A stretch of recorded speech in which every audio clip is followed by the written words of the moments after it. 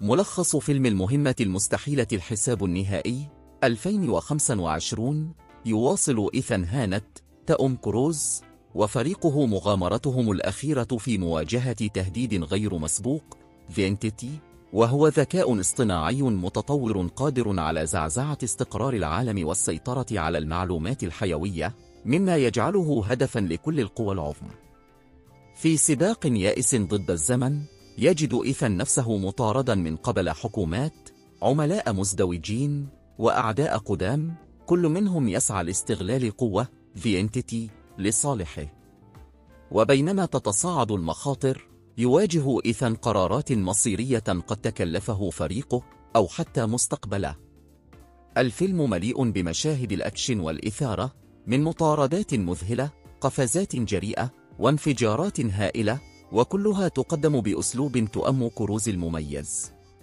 كما يشهد عودة شخصيات محبوبة مثل بنجي، سيمون بيج، لوثر، فينغرامز، وجريس، هايلي أتويل، إلى جانب ظهور شخصيات جديدة تضيف المزيد من التعقيد والتشويق. في هذا الجزء الأخير من السلسلة، يواجه إيثان هانت التحدي الأصعب في مسيرته، حيث تصبح المهمة هذه المرة أكثر من مستحيلة.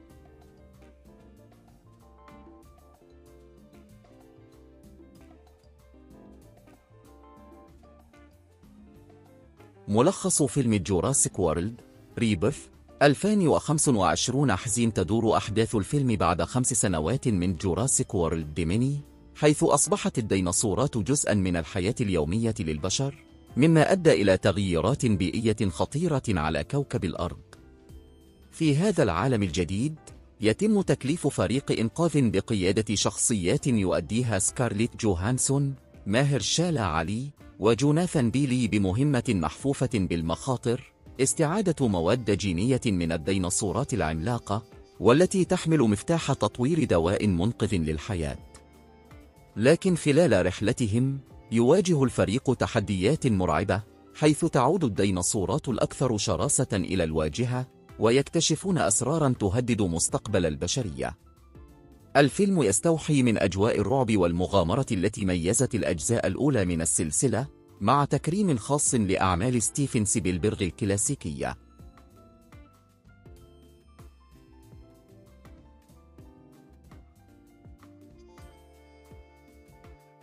فيلم سنو وايت 2025. تدور أحداث الفيلم حول سنو وايت، الأميرة الشابة التي تفقد والدها الملك وتجد نفسها تحت رحمة زوجة أبيها الشريرة، الملكة الشريرة، تلعب دورها غال غادوت.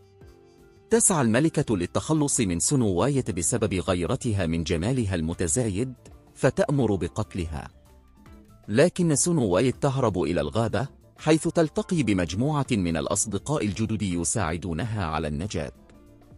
في هذه النسخة، يعاد تقديم سنو وايت بشخصية أقوى وأكثر استقلالية، حيث تسعى ليس فقط للبقاء على قيد الحياة، ولكن أيضا لاستعادة مملكتها من حكم الملكة الشريرة. كما يتضمن الفيلم أغاني جديدة، ويقدم لمسة أكثر حداثة على القصة الكلاسيكية. يتمحور الصراع الرئيسي حول محاولة سنو وايت استعادة عرشها، بينما تحاول الملكة الشريرة منعها بكل الطرق باستخدام السحر والخداع. ومع ذلك، فإن قوة الشجاعة والصداقة ستساعد سنو وايت على مواجهة الشر والانتصار في النهاية.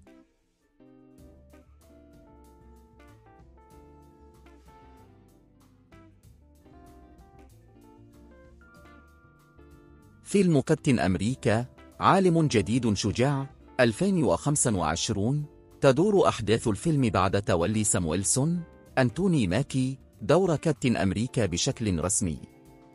يجد نفسه في مواجهة أزمة عالمية بعدما يصبح ثاديوس ثاندربولت روس هاريسون فورد رئيسا للولايات المتحدة. سرعان ما يدرك سام أن هناك مؤامرة دولية تهدد استقرار العالم، مما يدفعه إلى البحث عن العقل المدبر الحقيقي وراء الأحداث. بينما يحاول كابتن أمريكا كشف الحقيقة، يواجه تهديدات جديدة، من بينها ظهور شخصيات قوية مثل ريد هالك، المحتمل أن يكون ثاديوس روس، إضافة إلى شخصيات أخرى مألوفة مثل بيتي روس، ليف تايلر، وذا ليدر تيم بلايك نيلسون الذي يعود بعد ظهوره في The Incredible Hulk 2008. الفيلم يجمع بين الأكشن والتشويق السياسي، حيث يتعين على سام ويلسون إثبات نفسه ككابتن أمريكا جديد في عالم مليء بالمؤامرات والتحديات.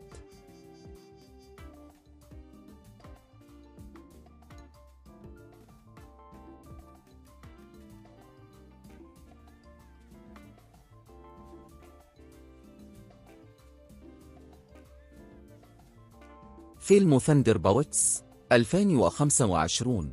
تدور أحداث الفيلم حول تشكيل الحكومة الأمريكية لفريق سري من شخصيات غامضة وخارجة عن القانون بهدف تنفيذ مهمة خطيرة لا يمكن للأبطال التقليديين القيام بها. يتألف الفريق من أفراد لهم ماضٍ معقد وأدوار سابقة في عالم مارفل السينمائي. تجد هذه الشخصيات نفسها في مواجهة عدو جديد وغامض، حيث يتعين عليهم العمل معا رغم اختلافاتهم العميقة وانعدام الثقة بينهم. ومع مرور الوقت يكتشف الفريق أن مهمتهم ليست كما تبدو، وقد يكونون مجرد أدوات في لعبة أكبر منهم. فهل سيتمكنون من تجاوز خلافاتهم وإنجاز المهمة، أم ستنتهي مغامرتهم بالفشل؟ الفيلم يمزج بين الأكشن، التشويق، وعناصر الجاسوسية، مقدما جانبا جديدا من عالم مارفل السينمائي، حيث الأبطال ليسوا مثاليين لكنهم الخيار الوحيد المتاح.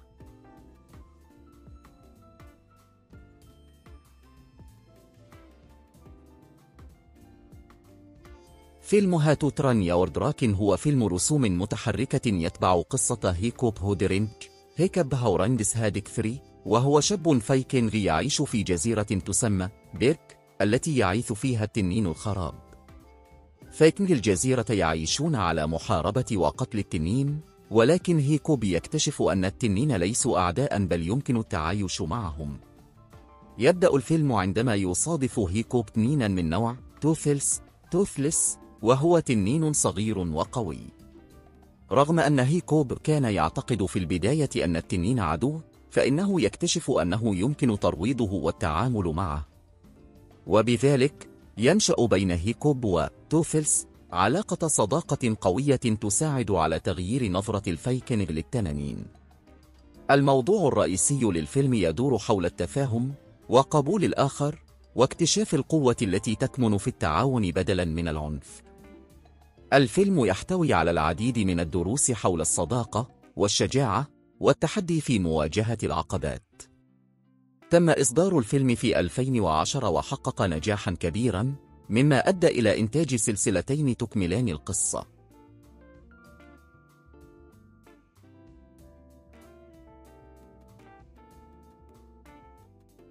فيلم The Fantastic Four First Steps 2025، والذي يقدم فرقة فانتاستيك فور الشهيرة في عالم السينما.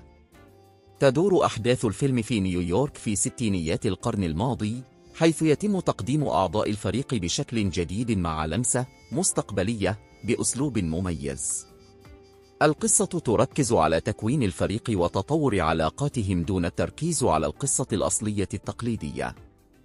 يكتشف الأعضاء قدراتهم الخارقة مثل القدرة على التمدد والتخفي، المرأة الخفية والطيران والحرارة، الشعلة البشرية والتحول إلى حجر ضخم. كما أن الفيلم يقدم تهديدا كبيرا، حيث يظهر الكائن الكوني الذي يهدد الكون بأسره. من خلال هذه المغامرة تبرز قيمة العائلة المختارة والصداقة في مواجهة الأعداء. يشارك في الفيلم طاقم جديد